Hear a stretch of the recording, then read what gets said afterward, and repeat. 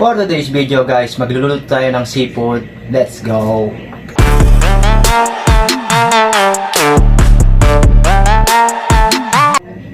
Halos kaparehas lang din to ng niluto natin na garlic butter shrimp. Yun nga lang, may nadagdag tayo ibang seafood.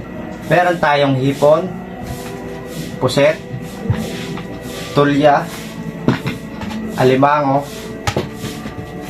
tomato paste, oyster sauce, mantikilya, bawang na marami, at syempre Sprite. Mamaya papakita natin kung paano gawin.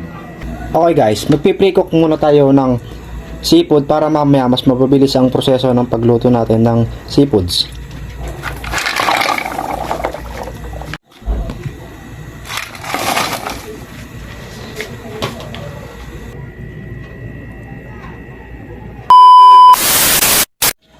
Lagyan na natin yung mantikilya.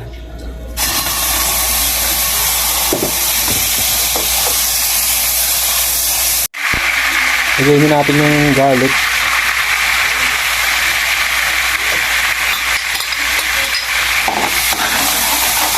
Lagyan na natin yung tomato paste. Dagdagan na lang natin pag kulang mamaya.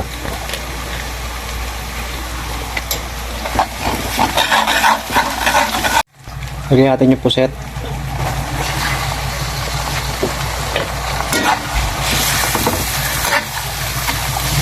Lagyan natin yung Sprite.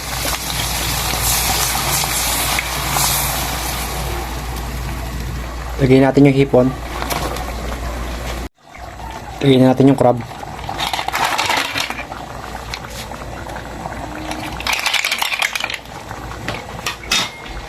Mekos, insan.